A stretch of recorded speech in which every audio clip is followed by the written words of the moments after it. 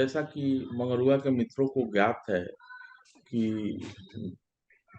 Doctor Ashutosh के जाने के बाद मंगरुआ लगातार आशुतोष के मित्रों के जरिए उनको याद कर रहा है, क्योंकि आशुतोष के मित्रों का संसार बड़ा था और उसी बड़े संसार को बारी बारी से टटोल टटोल कर कुरेद कुरेद कर आशुतोष से जुड़ी यादों को सहेजने और समायोजित करने का ये प्रयास है। आज हमारे साथ हैं डॉक्टर प्रियंकर पालीवाल जी। सर, मैंने बहुत लोगों से बात की, बार बार ये कहा गया कि प्रियंकर जी से बात हुई कि नहीं, पालीवाल जी से बात हुई कि नहीं, और लोगों ने ये भी कहा कि घटना होने के तुरंत बाद, क्योंकि आप कहीं आसपास ही रहते हैं वहां, तो घटना स्थल पर पहुंच गए थे। जी सर। संतोष जी, आशुतोष जी मेरे बहुत पुराने मित्र हैं। उतने पुराने तो नहीं जितने कि उनके छात्र जीवन के या उनके आंदोलन जीवन के मित्र रहे, लेकिन कलकत्ता आने के बाद जिससे सबसे प्रगाढ़ मैत्री हुई वो डॉक्टर आशुतोष। और लगभग 1997 से हम साथ साथ रहे अब तक। जी सर। हमने तो कभी कल्पना में भी नहीं सोचा था कि ये एक ऐसी दुर्घटना घटेगी। हमने तो बहुत सारी योजनाएं बनाई थी मिलकर कि अब हम क्या करने वाले हैं, क्योंकि फरवरी में वो सेवानिवृत्त हुए और मार्च में मैं हुआ। और हम लोगों ने सोचा था कि अब कुछ करने का समय आया है जब हम लोग मुक्त होकर कुछ अपने मन का काम कर सकेंगे। जी। बहुत सारी यात्राएं करनी थी, बहुत सारी परियोजनाएं हमने सोची थी जो हम साथ साथ पूरी करने वाले थे। और उनका ऐसा स्वभाव था कि जो भी कुछ कोई करना चाहे और उनकी मदद या उनका सहयोग चाहे तो आशुतोष हमेशा साथ रहते थे, कभी किसी को ना नहीं कहते थे, हाँ करेंगे। मैंने सेवानिवृत्ति के बाद एक नया संस्थान जो है वो सलाहकार के रूप में ज्वाइन किया, तो मैंने उनसे कहा कि भाई देखिए, मैं ऐसा ऐसा एक काम शुरू करने जा रहा हूँ, आप मेरे साथ रहिएगा, हम लोग कुछ सेमिनार करेंगे, कुछ अच्छे कार्यक्रम करेंगे। तो एकदम उत्साहित होकर कि अरे भाई ये तो बहुत अच्छी बात है, चलिए हम लोग मिलके करेंगे, बहुत अच्छा काम करेंगे, ये आपने बहुत अच्छी खबर सुनाई। तो इस तरह से वो उत्साहित होते थे और उत्साहित करते थे मित्रों को। आह्लादित होते थे अभी लोगों। जी, उसको आह्लादित होना, अंदर से प्रसन्न होना, दिखावटी अंदर से प्रसन्नता उनको नहीं। प्रसन्नता होती थी, सब मित्रों की तारीफ करते थे। सब मित्रों के जो गुण और सद्गुण है वो दूसरों को बताते थे कि वो क्या काम अच्छा करता है, कहाँ हम उसको उसकी मदद ले सकते हैं, उसको अपने साथ ले सकते हैं। ये सब चीजें उनके दिमाग में रहती थी। और मित्रों के बीच में ऐसी कुशल भागीदारी वो आयोजित करते थे कि सभी मित्र एक दूसरे से मिलकर न केवल खुश होते थे बल्कि बहुत कुछ रचनात्मक करने की ओर भी उन्मुख होते थे। तो उनसे तो मैत्री ऐसी थी। अब कभी वैसा व्यक्ति तो दोबारा अब मिलेगा नहीं। जहां तक बात आपने कही ये दुर्घटना की, तो ये तो हम सबके लिए एक बड़ा आघात है। संयोग से मुझे मृत्युंजय ने फोन किया सुबह 8 बजे के करीब की ऐसे ऐसे एक दुर्घटना घटी है और आशुतोष और उनके बड़े पुत्र जो हैं वो अस्पताल में हैं। और अस्पताल का नाम बताया तो अस्पताल मेरे घर से बहुत दूर नहीं था। मैंने उनसे कहा कि ठीक है मैं पहुंचता हूँ। तो मैं 15 मिनट में वहां पहुंचा तो गौरव को तो ले जाया जा चुका था, आशुतोष लेटे हुए थे स्ट्रेचर पे। तो मुझसे उन्होंने पूछा मुझसे कि अरे आपको कैसे पता चला। तो मैंने कहा कि मृत्युंजय का फोन आया था।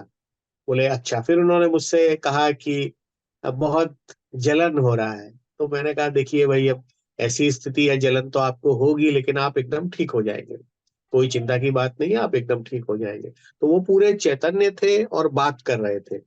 उसके बाद जब उनको 1 डेढ़ घंटे बाद, बल्कि 2 घंटे बाद उनको जब ऊपर ले जाया जा रहा था भर्ती करने के लिए आईसीयू में, तब मैं और यतीश जी थे। और तब उनसे पूछा कि ये हुआ कैसे। तो उन्होंने कहा कि रात को गैस लीक कर गया था और गौरव से गलती हो गया। बस इतनी उनसे बात हुई मेरी। उसके बाद उनको ले गए, एडमिट किया, जो भी उपचार है वो प्रारंभ हुआ। लेकिन उसके बाद भी मित्रों से वीडियो पे उनकी बात होती रही, और मुझे तो लगता है कि अंत तक वो पूरे चैतन्य थे, होशो हवास में थे, बातें कर रहे थे, और बहुत पैशनेटली, और बहुत जैसे वो बात करते थे जीवन में, उसी तरह से वो बात कर रहे थे। उस दुर्घटना का कोई असर जो है वो उनकी आवाज पर दिखाई नहीं दे रहा था। तो यही स्थिति है। उसके बाद तो जो हुआ वो हम सबको पता है कि वो नहीं रहे उस दुर्घटना में। अ, क्या करें, वो कमी तो हमेशा रहेगी। उनके न होने का दुख तो हमेशा रहेगा।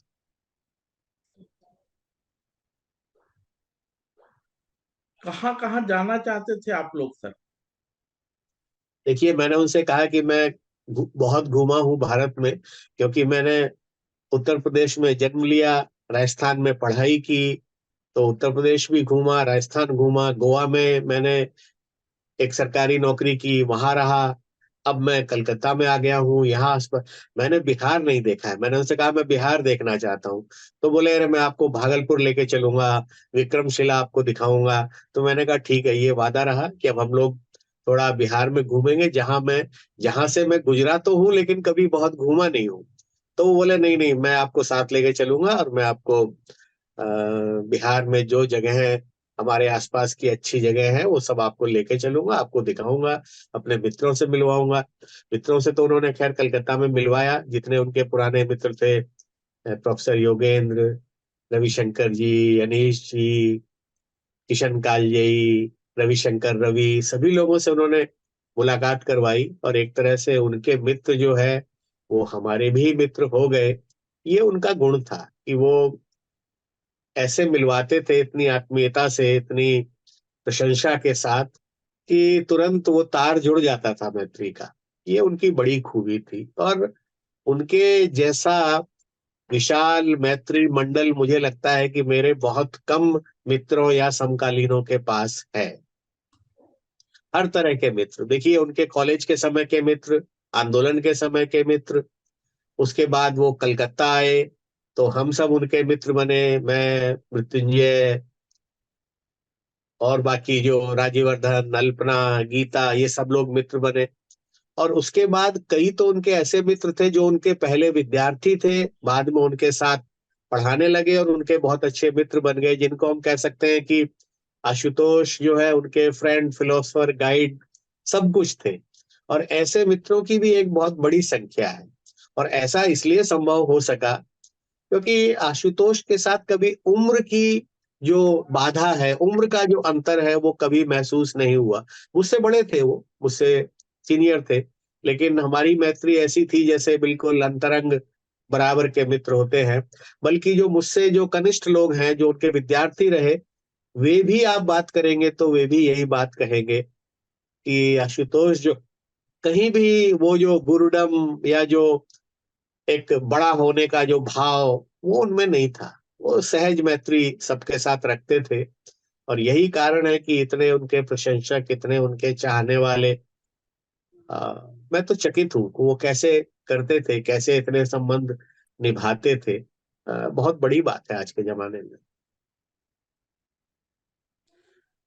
आशुतोष जो लिखते थे सर, उनका जो रचना संसार था, आप लोग तो साहित्यिक मिजाज के लोग हैं, हिंदी पढ़ते पढ़ाते लिखते बोलते बतियाते सब हैं, उस पर थोड़ा प्रकाश डालें सर। क्या देखिए लिखते थे? आशुतोष हम लोग तो कंफ्यूज से हो जाते थे उनको पढ़ के।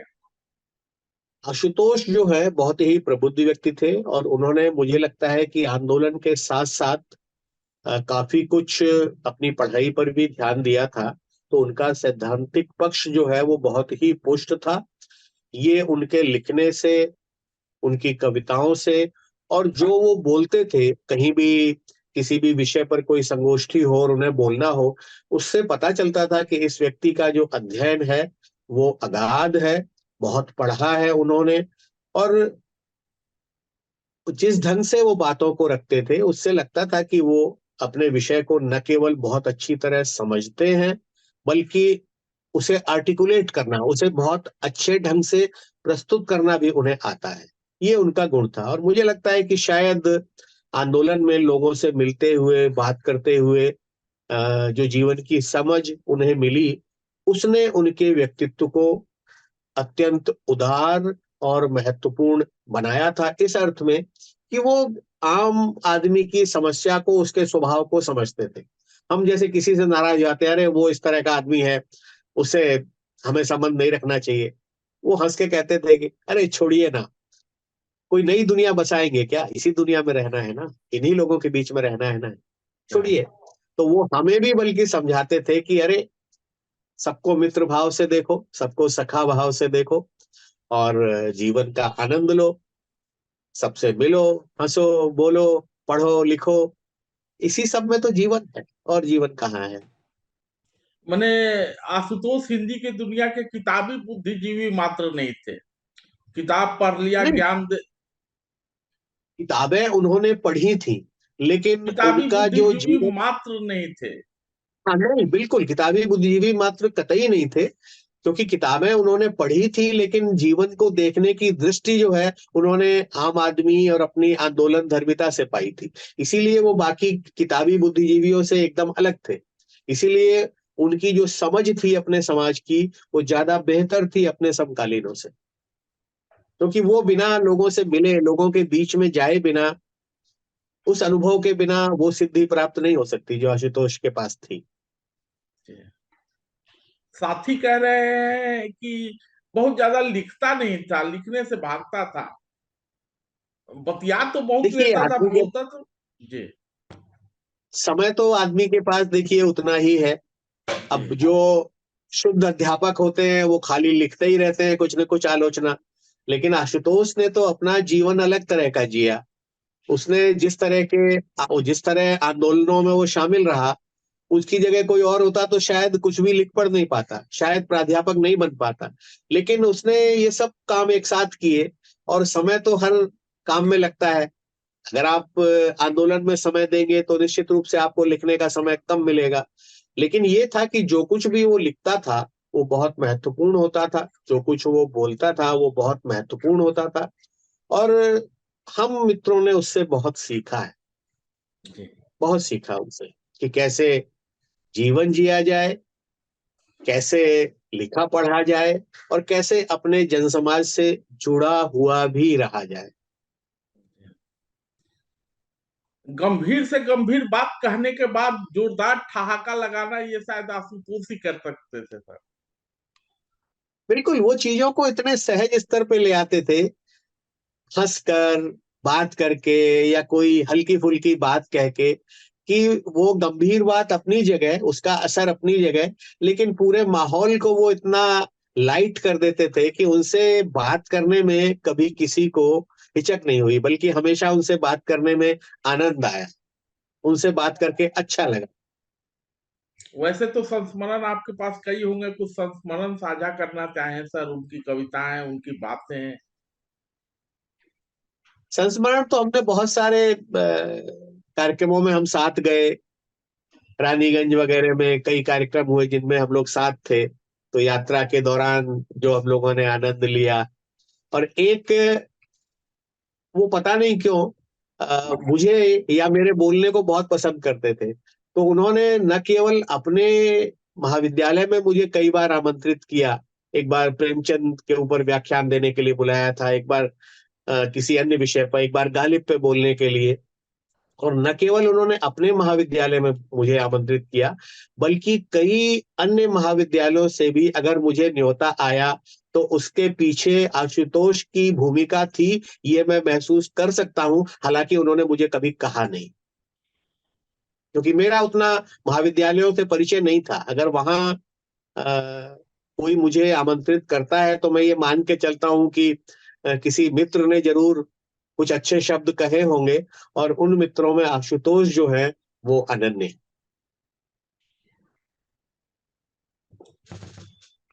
आजकल जिस तरह से आमंत्रण आते हैं सर, और जिस तरह से आमंत्रण के बहाने हिंदी की दुनिया में खींचतान होती रहती है, आशुतोष जी उससे परे थे। आशुतोष अलग किस्म के व्यक्ति थे। मैं उनको दो तरह से देखता हूँ। एक, उस व्यक्ति को जीवन में बहुत आनंद आता था, मित्रों के साथ में उसे बहुत आनंद आता था, और दूसरी तरफ उसमें एक अजब किस्म की निष्प्रियता थी। जी निष्प्रियता इस अर्थ में कि उन्होंने कभी कोशिश नहीं की। वो चाहते तो प्रोफेसर बन सकते थे, विश्वविद्यालय में जा सकते थे, जी मैं ये लेकिन पूछने बल्कि कभी जी मैं हम ये हम पूछ जी मैं ये पूछने ही वाला था। बस ये मेरे दिमाग में था कि आशुतोष बहुत दूर तक सफर कर सकते थे, लेकिन जी बिल्कुल, बिल्कुल कर सकते थे, लेकिन उनमें एक अजब किस्म की निष्प्रियता, एक फक्कड़पन था। कहते हैं, "अरे ठीक है, हो गया।" बल्कि जो लोग प्रोफ़ेसर बनने के लिए नाक रगड़ते रहते हैं, तमाम तरह के द्रविड़ प्राणायाम करते हैं, वो उन पे हँसता था और हम मिलके हँसते थे। तो वो उस तरह के व्यक्ति थे नहीं। वो अगर उन्हें प्रोफ़ेसर बनना होता तो कोई शक्ति उनको रोकने वाली नहीं थी। ना मेधा में, प्रतिभा में, और न किसी भी क्षेत्र में समझ के मुकाबले में आप देखिए तो वो अपने समकालीनों में बहुत बेहतर है। तो आराम से विश्वविद्यालय जा सकते थे, लेकिन वो उनका लक्ष्य नहीं था। वो उन्होंने कभी सोचा नहीं, कभी चाहा नहीं, क्योंकि वो गेस्ट लेक्चरर या गेस्ट प्रोफेसर के रूप में तो कलकत्ता विश्वविद्यालय, प्रेसिडेंसी विश्वविद्यालय, इन सब जगहों में जाते ही रहे। लेकिन कभी उन्होंने उस तरह से, बल्कि खुद उन्होंने छोड़ दिया बाद में कि बहुत हुआ, अब नहीं जाएँगे। और वो अपने उस महाविद्यालय में ही इतने प्रसन्न, इतने आनंद-मग्न रहा करते थे कि मुझे लगता है कि शायद उसे छोड़ के वो जाते तो उन्हें बहुत कष्ट होता। भले ही कितना ही अच्छा विश्वविद्यालय क्यों ना हो, क्योंकि वहाँ उनकी एक कॉमरेडरी थी। उनके जो बाकी हिंदी विभाग हैं, वो अपने में ही सिमटे रहते हैं। आशुतोष के कॉलेज का हिंदी विभाग और आशुतोष ऐसे थे कि पूरे महाविद्यालय में उनका इतना अच्छा और आत्मीय संबंध था कि इतने लोकप्रिय थे वो।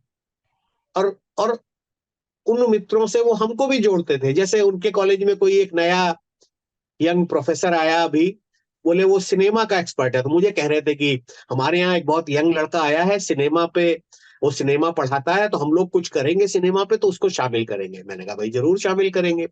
ऐसे ही कोई उनके यहाँ नई लाइब्रेरियन आई, बोली बहुत प्रबुद्ध महिला है, अभी उसने किया है, लाइब्रेरी को बहुत सुंदर रूप दे रही हैं, भलीवाल जी हमको उनकी मदद करनी चाहिए। और बोले कि जो नई किताबें आती हैं हम उनमें से किसी किताब पे कोई गोष्ठी रखेंगे या व्याख्यान रखेंगे, तो आप आइएगा। तो एक बार फिर गालिब पे उन्होंने कोई बहुत शानदार एक किताब मंगाई थी, तो मुझे कहा कि आप आइए और गालिब पे हमारे विद्यार्थियों को संबोधित करिए। तो वो हर छोटी-छोटी चीज़ से उत्साहित होते थे। एक जो इकोनॉमिक्स के उनके साथी प्रोफेसर है यंग, उनके लिए कहते थे कि बहुत ब्रिलियंट वो हैं और बहुत अच्छा। मेरा बेटा उस समय पढ़ने जाने वाला था कॉलेज में, तो कह रहे थे कि मैं उससे मिलवाऊंगा, वो बहुत अच्छी राय देगा। तो ये जो आत्मीय भाव उनके मन में रहता था अपने साथियों और सहकर्मियों के लिए, ये बहुत बड़ी बात है। इधर हम अपने में सिमटे हैं, इधर हमने वो बड़ा जो हमारा बृहत्तर समाज है उसके बारे में सोचना थोड़ा कम किया है, लेकिन आशुतोष में वो भरपूर था। वही जो बृहत्तर समाज की चिंता डॉक्टर आशुतोष की थी, वो कहीं ना कहीं उनके लेखनी और देश से संबंधित उनकी चिंताओं में भी झलकता है। देश में क्या चल हाँ, रहा है, बिल्कुल। राजनीति में क्या चल रहा है। देखिए, उनका बाकी बहुत ज़्यादा तो कहीं उपलब्ध नहीं है, लेकिन फ़ेसबुक पे जो उनकी टिप्पणियाँ होती थीं, वो क्या वो सोच रहे हैं, उनकी सोच किस दिशा में जाती है, किस चीज़ को वो पसंद करते हैं, किस चीज़ के वो खिलाफ हैं, ये सब बातें उनकी जो फ़ेसबुक पोस्ट है उससे तो स्पष्ट होती है। और उनका जो नज़रिया है जीवन के प्रति वो भी एकदम स्पष्ट होता है। बल्कि गद्य तो छोड़िए, उनकी कविताओं तक से हमें पता चलता है कि वो किस तरह सोचते थे, जीवन के बारे में क्या उनके विचार थे, इस जीवन से उनको कितना लगाव था, इस दुनिया को वो कितनी सुंदर देखना चाहते थे। ये सब बातें हमें उनके लिखे से पता चलती हैं। जो हमें उनकी व्यक्तिगत बातचीत से पता चलती थी, वो जो और बड़ा हमारा समाज है, वो फ़ेसबुक की उनकी जो पोस्ट है, उनसे भी जान सकता है कि वो किस तरह की सोच रखते थे। ये तो हुई आशुतोष के आह्लादित होने की बात, छोटी छोटी बातों से खुश हो जाना, अपने मित्र मंडली को जोड़े रखना, छात्रों को आगे बढ़ाना। भले ही विश्वविद्यालय का में ना गए हो, अपने कॉलेज को इस तरीके से समृद्ध करना कि छात्र आगे बढ़ सकें, छात्राएं आगे बढ़ सकें। कौन सी ऐसी बात थी जिससे कि सर आपको लगता था कि आशुतोष जो है ना बहुत खिन्न हो जाते हैं, गुस्सा हो जाते हैं?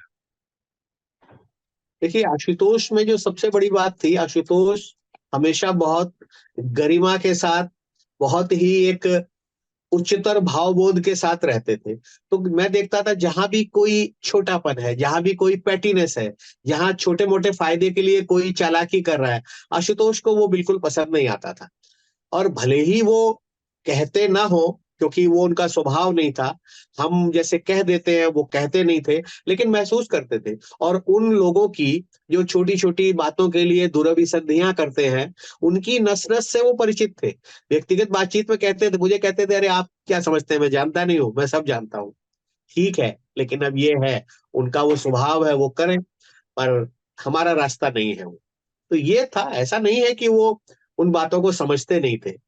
बहुत सारे हमारे आसपास के लोग हैं जो ऐसे काम करते हैं, और उनको लगता है कि उन्होंने कुछ बहुत बड़ा जीवन में पा लिया वो सब करके, और दूसरों को पता नहीं है कि वो कैसे हुआ। लेकिन सबको पता है, और आशुतोष को तो बहुत अच्छी तरह पता था। वो तो जीवन के अनुभव से बहुत ही समृद्ध व्यक्ति था। तो ऐसा नहीं है कि उनको समझ नहीं थी कि कौन क्या कर रहा है। बस ये है कि उनका स्वभाव नहीं था छोटी बातों में अपने को शामिल करना। बड़े सपने थे। बड़े सपने थे, बड़े उद्देश्य थे, और कम से कम एक एक उदात्त जीवन आशुतोष जीना चाहता। जब दो मित्र बैठते हैं तो परिवार की भी बात होती है, बच्चों की भी बात होती थी है। बच्चों को लेकर आशुतोष चिंतित थे क्या कि बच्चे अपने हिसाब से कुछ कर नहीं पा रहे हैं? देखिए, आशुतोष का जो परिवार है, वो बहुत ही एक सुंदर संतुलित परिवार था। कविता जी इतनी शांत, सौम्य, शिष्ट महिला थी। कई बार उनके हाथ का बना खाना हमने खाया, उनके घर हम जाते थे। दुर्भाग्य से ईश्वर ने उन्हें कम जीवन दिया, और वो एक बीमारी में नहीं रही 4-5 साल पहले। वरना तब तक तो सब कुछ इतना सुंदर था कि क्या कहें। दो प्यारे से बेटे उसके, दोनों ने बहुत अच्छी शिक्षा पाई, बहुत अच्छे स्कूल में पढ़े, और दोनों ही होनहार हैं, दोनों अपने ढंग से काम कर रहे हैं। और मुझे लगता है कि जो आशुतोष का जो जेनेटिक जो एक गुण है, गुणधर्म, वो बच्चों में भी आया, क्योंकि आशुतोष जिस तरह से आंदोलनकारी थे, बच्चों ने भी समाज को बदलने का ही काम चुना। बड़ा बेटा पत्रकारिता में गया पहले, छोटा बेटा एक एनजीओ में था। तो वो भी एक ऐसा ही काम है जिसमें जो व्यवसाय तो है ही, आप अपना एक करियर तो चुनते ही हैं, साथ ही आप समाज के लिए भी कुछ करते हैं। वरना बहुत से काम ऐसे हैं कि जो करके आप पैसा तो बना सकते हैं, लेकिन समाज को बेहतर बनाने का कोई जरिया आपके पास होता नहीं है। लेकिन दोनों बेटे उसी तरीके के काम में थे। तो ऐसी कोई चिंता मुझे नहीं लगता कि आशुतोष को थी, या अगर थी तो फिर अ, मैं शायद उसको अनुभव नहीं कर पाया। लेकिन मैं जितना जानता हूँ, वो बहुत ही एक सुंदर परिवार था। हम इसके गौरव के विवाह में शामिल हुए, वो भी बहुत बेहतर ढंग से यहाँ कलकत्ता में जो था आयोजित हुआ था। बारात में तो मैं नहीं गया था, लेकिन यहाँ जो कार्यक्रम था, इसमें हम सब, मैं सपरिवार शामिल था। तो खुश था अपने जीवन से, संतुष्ट था। और कम से कम मेरा तो परसेप्शन यही है कि ऐसा कोई दुख या तकलीफ उसे थी नहीं। और दुख या तकलीफ हमारी कुछ नितांत व्यक्तिगत हो सकती हैं। तो कई बार हमारा स्वाभिमान जो है वो हमें आड़े आता है, हम उसको अभिव्यक्त नहीं कर पाते हैं। तो ऐसी कोई अंदरूनी तकलीफ हो जो मैं ना अनुभव कर पाया हूँ, वो एक अलग बात है। लेकिन जितना मैं समझ पाया हूँ, एक बेहतर शानदार परिवार था, संतुलित परिवार था, पढ़ा लिखा परिवार था, आत्मीय परिवार था। तो मुझे ऐसा कभी कुछ महसूस हुआ नहीं। मेरा इशारा इस ओर था कि हालांकि वो हो सकता है कि बच्चे भी ना आशुतोष जी के मिजाज के होंगे, थोड़ा क्रांति करते हैं, थोड़ा और कुछ नया करते हैं। लेकिन आमतौर पर मैं जो इन प्रोफेसरों को, जमात को देखता हूँ सर, दिल्ली विश्वविद्यालय या अन्य जगह भी बड़ा आपाधापी मची रहती है कि अपने बच्चे को हम प्रोफेसर हैं तो अपने बच्चे को भी कहीं ना कहीं सेट कराते हैं। देखिए, है ऐसे माता पिता हैं, और मैं ये तो नहीं कहूंगा कि भाई आशुतोष को या मुझे अपने बच्चों की चिंता नहीं थी, लेकिन हमने कभी ये नहीं सोचा कि हमें अपने बच्चों को सेट करना है। जैसे बहुत सारे लोग जीवन भर अपने बच्चों को सेट करने में ही लगे रहते हैं, और कई बार हो भी जाते हैं बच्चे सेट, और कई बार जो है वो नहीं हो पाते हैं। लेकिन वो सेट करने में उन्हें कितनी जलालत सहनी पड़ती है, ये भी हम देखते रहते हैं। तो हमने बच्चों को ये तो कोशिश की कि उन्हें अच्छी शिक्षा मिले, वो अपना जो समझते हैं बेहतर व्यवसाय वो चुने, लेकिन सेट करने की ऐसी कोई कोशिश मुझे लगा नहीं कि हम मित्रों ने कभी की। और आशुतोष भी उन्हीं में था। तो बच्चे जिस तरफ बहना चाहते थे बहे, जिस तरफ जाना चाहते थे गए, और अपने मन का जो काम करना चाहते थे वो किया। वरना उन्हें हिंदी से एमए करवा के और उन्हें कॉलेज में प्राध्यापक बनाना, ये तो कोई मुश्किल काम था नहीं आशुतोष के लिए, वो चाहे जब कर सकता था। वो बहुत आसान काम था, लेकिन वो कभी सोचा नहीं। तो मैं नहीं समझता हूँ कि आशुतोष कभी इस चक्कर में पड़े कि बच्चों को सेट करना है। हाँ, बच्चों के लिए एक सहज चिंता माँ बाप को जो होती है कि भाई कुछ करें जीवन में, कुछ अच्छा कर लें, एक ठीक ठाक जीवन जिए, कुछ बेहतर कर पाए, समाज के लिए कुछ कर पाए तो और अच्छा है। ये सब चिंताएं तो सभी माँ बाप में रहती हैं, तो आशुतोष में भी थी। ये तो हम सबकी चिंताएं हैं। कविता जी के चले जाने के बाद के आशुतोष पर अगर कुछ प्रकाश डाल सकें, क्योंकि आप पहले भी मिलते देखिए, रहे हैं। जी। पत्नी के जाने के बाद एक रिक्ति, एक शून्य तो आया था। और सिर्फ आशुतोष की बात नहीं है, हम सब जो एक लंबा सहजीवन जीते हैं, अगर एक जीवन साथी चला जाए तो फिर आपकी जो उड़ान है जीवन की वो बाधित हो जाती है। आपकी नाव का जो लंगर है वो एक तरह से टूट जाता है। पत्नी के बिना रहना या पति के बिना रहना एक तरह से एक पंख के सहारे उड़ने जैसा है, जो बहुत मुश्किल काम है। लेकिन आशुतोष इस मुश्किल काम को भी बहुत संयत ढंग से अंजाम दे रहे थे, बहुत अपने को संभाले हुए थे। मैं तो इस मामले में प्रशंसक हूँ आशुतोष का, कि कितने बेहतर ढंग से उसने अपने को संभाला। कितनी बड़ी रिक्ति, कितना बड़ा खालीपन आशुतोष के मन में आया होगा, लेकिन उसने अपने को संभाला बहुत बेहतर तरीके से। और आशुतोष का ये गुण जो है दोनों बच्चों में भी आया, शांत रहने का, सहज रहने का। और आज के जमाने में जहाँ इतना लोगों का जो टेम्पर है वो वॉयलेंट है, इतना जो लोग हमेशा उत्तेजन की अवस्था में रहते हैं, वहां मुझे लगता है कि ये एक बड़ा गुण है जो उसने कैसे आयत्त किया। ये तो मेरे लिए हमेशा एक अचरज की बात रही है, लेकिन मैं हमेशा उसके लिए आशुतोष का प्रशंसक रहा हूँ। जी।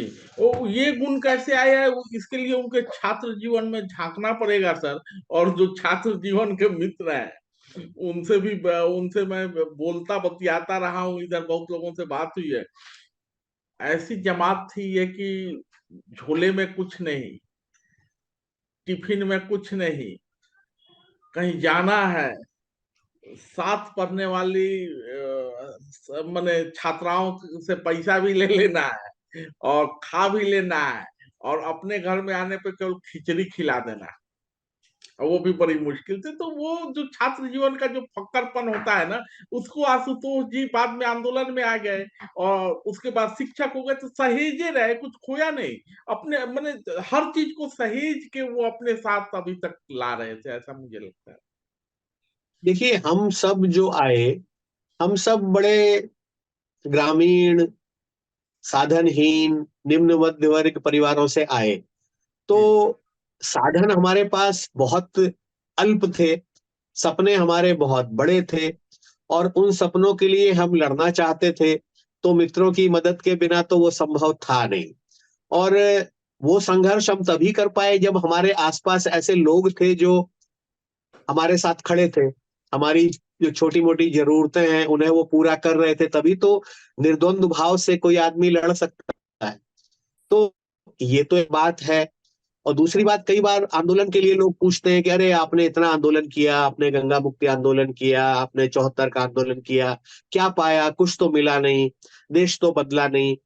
मैं इसको इस तरह से देखता हूं कि देश को, अपने समाज को बदल पाने का सपना रखना अपने आप में बड़ी बात है। आप बदल पाते हैं कि नहीं वो तो बाद की बात है, लेकिन वो सपना आपके मन में है, वो सपना आपको बेचैन किए है, ये बड़ी बात है।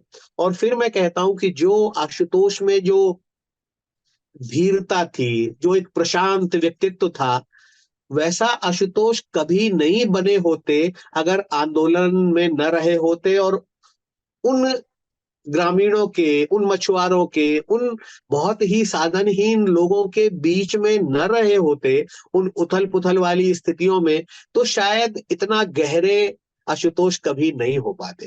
तो ये क्या कम उपलब्धि है कि एक व्यक्ति दुनिया बदल पाए न बदल पाए, अपने को तो कम से कम उसने बदल लिया। हम तो अपने को ही नहीं बदल पाते हैं।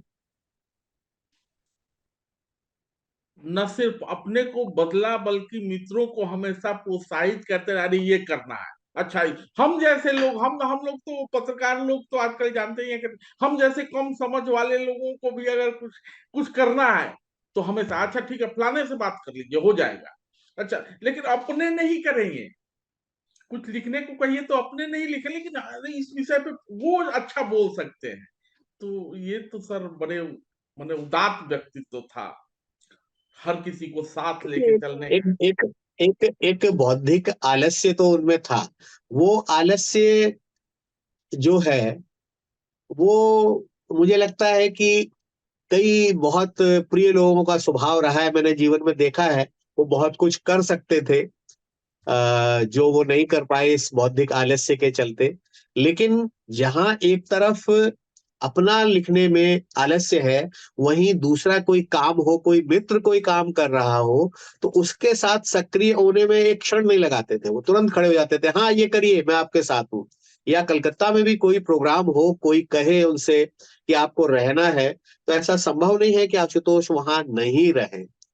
तो बहुत सारे लोग हैं, बहुत चुन के जाते हैं कि यहाँ जाएंगे, यहाँ नहीं जाएंगे, ये प्रभावशाली आदमी है तो जाएंगे, ये आदमी थोड़ा सामान्य है तो नहीं जाएंगे। आशुतोष के साथ ऐसा नहीं था। उसे सब प्रिय थे, वो सब जगह जाते थे, और ये उसने कभी सोचा नहीं कि कहाँ जाने से क्या लाभ मिलेगा। वो सब जगह इस भाव से जाते थे कि नहीं भाई, उसने कहा है रहना है, उसके साथ खड़ा रहना है हमको, उसकी मदद करनी है, इस भाव से वो जाते थे। कितने और ही मैं कार्यक्रमों में हम लोग साथ गए। जी, जी, और मैं उसको दूसरे रूप में लेता हूँ, उनके रचना को लेके मैंने कम लिखा। मैं कल भी इस बात की चर्चा कर रहा था, कहाँ पता था कि जीवन इतना छोटा होगा। अगर आशुतोष अपने ही रचना में लग जाते तो कहीं ना कहीं छात्रों के साथ ये ज्यादती होती। तो जब जब आशुतोष को जो जो मौका मिला वो पूरे दिल से किया आशुतोष ने। आंदोलन में रहे तो पूरे दिल से रहे, पढ़ाई में रहे तो पूरे दिल से रहे, आगे चल के प्रोफेसर बने तो वहां भी छात्राओं के बीच पूरे दिल से रहे। अब जो वक्त मिला था वहां भी उड़ान भरने की तैयारी थी, शायद कुछ रच भी जाते, लेकिन कहाँ पता था कि जीवन इतना छोटा होगा। बिल्कुल, उन्होंने सेवानिवृत्ति के बाद लिखना शुरू किया था, बल्कि ज्यादा कविताएं उन्होंने अभी हाल पिछले कुछ दिनों में लिखी, और सुनाते भी थे। हमने सृजन में उनसे कहा था कि आप अपनी कविताएं सुनाइए, तो पहले तो थोड़ा झिझके थे, बोले अच्छा ठीक है मैं आऊंगा, और अपनी कविताएं सृजन में उन्होंने सुनाई, जो सबने बहुत पसंद की। तो अब तो समय था, अब एक उनकी जिंदगी में एक ऐसा समय आया था जब पढ़ाई लिखाई, कॉलेज की जो है औपचारिक, उससे दूर रह के वो अपने मन का कुछ रच सकते थे, और संभवतः कुछ बहुत बेहतर हम लोगों को देखने को मिलता, जो इस असमय हुई दुर्घटना ने नहीं होने दिया। मुझे तो लगता है कि आशुतोष को सिर्फ उनके बहुत उन्होंने लिखा नहीं, इस दृष्टि से नहीं देखना चाहिए। आशुतोष को इस तरह से देखना चाहिए कि कितने लोगों का जीवन उन्होंने बदला। जी, मुझे लगता है विद्यासागर कॉलेज फॉर वीमेन में पढ़ाते हुए हजारों लड़कियों का जीवन उन्होंने जिस तरह से प्रभावित किया, उनको एक दिशा दिखाई, उनके मेंटर बने, और जिस तरह से जीवन की समझ उनमें उन्होंने विकसित की, वो ज्यादा महत्वपूर्ण है बजाय इसके कि उनका एक कहानी संकलन छप जाता, कि बजाय इसके कि उनका एक काव्य संकलन छप जाता। ये व्यक्तिगत उपलब्धियां हो सकती हैं, लेकिन बड़ी सामाजिक उपलब्धि जो है वो आशुतोष के हिस्से ही आई है अब भी। और आशुतोष ने कभी भी व्यक्तिगत उपलब्धियों की ज्यादा चिंता नहीं। कभी नहीं समाज की, कभी नहीं की। उस तरफ समाज वो पूरी तरह निष्प्रह रहे, और जिसकी जो मदद करनी थी उन्होंने की। मैं एक उदाहरण आपको दूंगा कि मुझे एक कार्यक्रम में एक महिला मिलती थी, तो बहुत सम्मान भाव से मिलती थी, तो मैं समझ नहीं पाता था। बाद में पता चला कि आशुतोष ने उनको पढ़ाया है। तो वो जो सम्मान मुझे प्राप्त हो रहा था, वो परावर्तित सम्मान था। मैं चूंकि आशुतोष का मित्र था, इसलिए वो मुझे बहुत सम्मान भाव से मिल रही थी। बाद में ठीक है, उनसे परिचय हुआ, उन्हें जाना, तो कुछ मेरा व्यक्तिगत भी उनसे ये बना। लेकिन शुरुआत में जो कुछ मुझे प्राप्त हो रहा था उसका माध्यम आशुतोष था। और उन्होंने एक बात बताई कि उनको शायद आगे पढ़ना होगा, पढ़ाई छूटी हुई होगी बहुत वर्षों से। तो आशुतोष से उन्होंने कहा कि सर आप मुझे पढ़ाएंगे तो मेरा ये काम हो पाएगा, मैं आगे पढ़ पाऊंगी, नहीं तो नहीं हो पाएगा। तो आशुतोष ने कहा ठीक है हम पढ़ाएंगे। उनको कुछ समय आशुतोष ने पढ़ाया। उसके बाद जब पढ़ाया और वो परीक्षा पास कर गई, तो उन्होंने आशुतोष से कहा कि भाई कुछ हम आपको ये फीस मान दे देंगे। तो आशुतोष ने कहा नहीं, ऐसी तो कोई बात नहीं हुई थी, और मैं ऐसी तो तो नहीं कोई लूंगा। बात ही नहीं होती है जी। हाँ, तो आशुतोष ने लेने से मना कर दिया। अब उनको ये धर्म संकट की, इतना दिन इन्होंने पढ़ाया, हम कुछ कैसे नहीं करें। तो फिर वो मुझे कह रही थी कि फिर हमने एक फ्रिज खरीद के आशुतोष के घर भिजवा दिया, मैंने और मेरे पति ने। ये बात मुझे उन्होंने बताई, आशुतोष ने कभी नहीं बताई। तो ऐसा आशुतोष है। और ये बात होगी 20-25 साल पुरानी, जब बहुत संघर्ष के दिन होंगे, जब हम लोगों के पास किल्लत रहती थी। उस समय भी उनका मन ऐसा था कि वो कह सकते थे कि नहीं नहीं नहीं, पैसे की तो बात नहीं हुई थी, मैं पैसा नहीं लूंगा। ये बड़े मन के आदमी का लक्षण है। जी।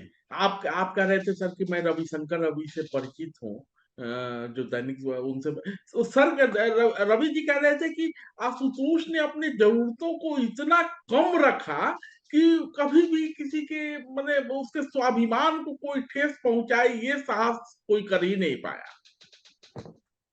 देखिए, मैंने एक फिल्म देखी थी, मैं नाम भूल रहा हूँ। उसमें एक पुलिस अफसर है जो कहता है कि मेरी जरूरतें कम है, इसीलिए मेरे मेरे मेरे में दम है।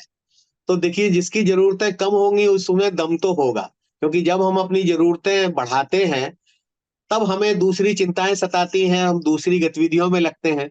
लेकिन अगर मेरी जरूरतें कम हैं तो मुझे बहुत चिंता होती नहीं है, क्योंकि मुझे चाहिए नहीं कुछ। जब मुझे कुछ चाहिए नहीं, कबीर का दोहा है ना, चाह गई चिंता गई, मनुआ बेपरवाह, जाको कछु नहीं चाहिए, सो ही शाहंशाह। तो जी शहंशाह था वो, उसे क्या चाहिए था, उसे कौन क्या दे सकता था।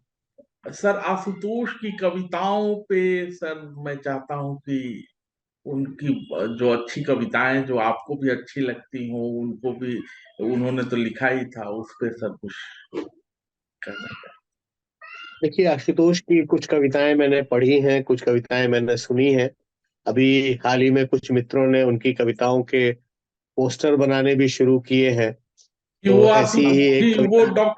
वो डॉक्टर आशुतोष का भतीजा है सर। अच्छा अच्छा अच्छा। हाँ, तो भी बहुत पल्लव। अच्छा एक पोस्टर मैंने देखा जी जी। उनकी कविताओं पे बना हुआ।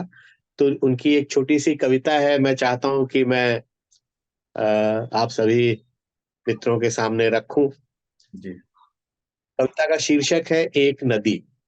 जी। एक नदी करवट बदलती रहती है। क्या एक नदी चांदनी में रेत पर खेलती रहती है। क्या एक नदी मेरे साथ ताजिंदगी चलती रहती है। एक नदी बांसुरी जंगल में बजाती रहती है। एक नदी कहीं मेरे आसपास रहती है। तो आशुतोष ने सिर्फ गंगा मुक्ति आंदोलन में सहभागिता ही नहीं की थी, वह नदी कहीं हमेशा आशुतोष के आसपास रही और आशुतोष के मन को तरल करती रही। और मुझे लगता है कि एक नदी किनारे का आदमी ही आशुतोष जितना तरल सरल हो सकता है। तो मेरे तो बहुत ही प्रिय मित्र, अनन्य मित्र थे। मैं तो अपने को बहुत अधूरा महसूस करता हूँ उनके बिना। और बहुत सारी योजनाएं थी उनके साथ जिन पर काम करना था, जिन पर मैं उनकी मदद चाहता था और वो मेरी मदद चाहते थे। ऐसा बहुत कुछ हमें करना था, लेकिन नहीं हो सका।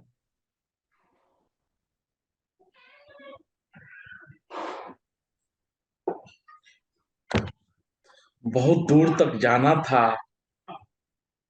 लेकिन कभी कभी अचानक ठिठक के रुकना भी पड़ता है। आदमी हतप्रभ रह जाता है। आशुतोष के मित्र भी हतप्रभ है कि पता नहीं अचानक ये कैसे हो गया। लेकिन शायद नियति को यही मंजूर था। जीवन इतना ही था, लेकिन ये इस छोटे से जीवन में आशुतोष ने जो अपने मित्रों का बड़ा संसार बसाया है, जो भी थोड़ा सा लिखा वो इतना सारगर्भित है कि मित्र उसको संयोजित करने, समायोजित करने के जद्दोजहद में लगे हुए हैं। जरूर कुछ बेहतर निकल कर सामने आएगा और हम आशुतोष को याद रख पाएंगे। यही कवायद है हम सब मित्रों की। नहीं, मैं बस ये कहना चाहता था कि प्रेम करने से ज्यादा बड़ी बात है किसी के मन में प्रेम जगा देना, जी।